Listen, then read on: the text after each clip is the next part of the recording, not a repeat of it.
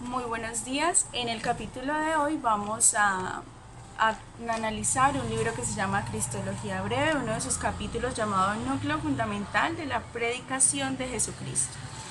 Bueno, en este libro miramos cómo se realizó la situación para entender el sentido salvador de las principales acciones de Cristo. Entonces para esto nos vamos a un primer punto, que es Jesucristo manifiesta la función mesiánica. ¿Esto qué quiere decir?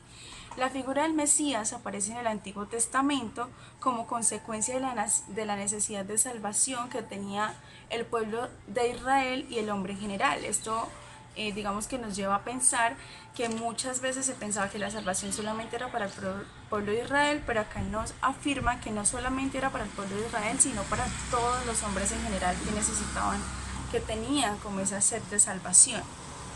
Entonces acá nos mencionan que había como dos extremos: las personas que pensaban que Jesús era un militar que iba a acabar con todas las naciones, y las personas que creían que era el Cordero que iba a quitar el pecado del mundo, que eran en su mayoría los que pensaban así, como esta segunda opción.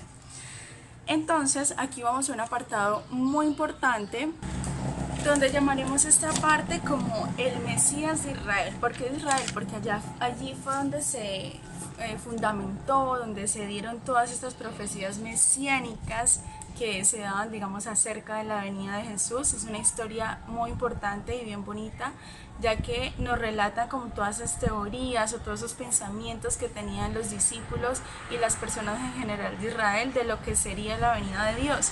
Entonces, acá hay, digamos, una de las profecías más famosas que existieron en la época y aún todavía, es que el Mesías se le llamaba el hijo de Dios, el hijo de David, perdón.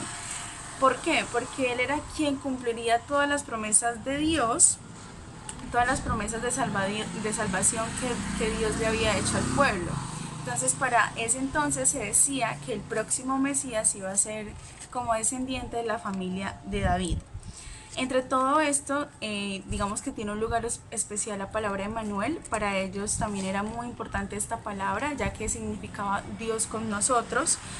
Y justo allí también dijeron como un tipo de, digamos, de principios que debía tener el Mesías, y ellos los enumeraron. Uno era que el Mesías dominaría a los enemigos.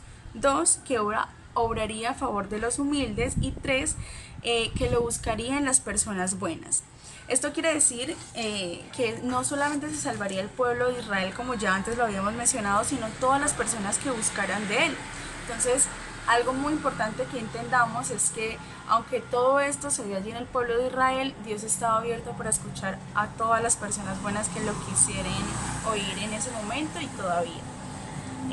Ok, entonces pasamos a una parte también muy importante en el libro de Cristología Breve. En esta parte vemos cómo Dios es llamado el Hijo del Hombre. Entonces nos menciona en una parte donde el profeta Daniel ve al Mesías de una perspectiva diferente, lo llama el Hijo del Hombre, y vamos a ver cómo más adelante Jesús, digamos que es como se autodenomina más frecuentemente, como el Hijo del Hombre. Y esto nos lleva a una parte muy importante de, del capítulo del que estamos hablando, es que Jesús, Mesías, Jesús. Entre todas las, digamos, teorías que había alrededor de Jesús, de la venida de él al mundo, en esa parte del libro nos mencionan cómo Jesús es identificado por los apóstoles y por la iglesia primitiva como el siervo Yahvé de las profecías. Eh, digamos que esto es algo muy de institucional eucarístico, que dice que esta es mi sangre de la alianza que será derramada por muchos para la salvación de los pecados.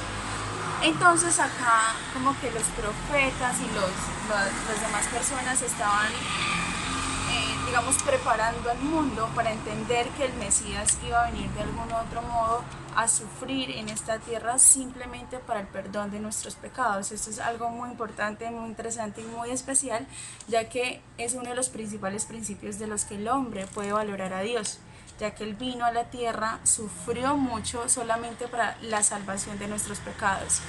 Entonces, digamos que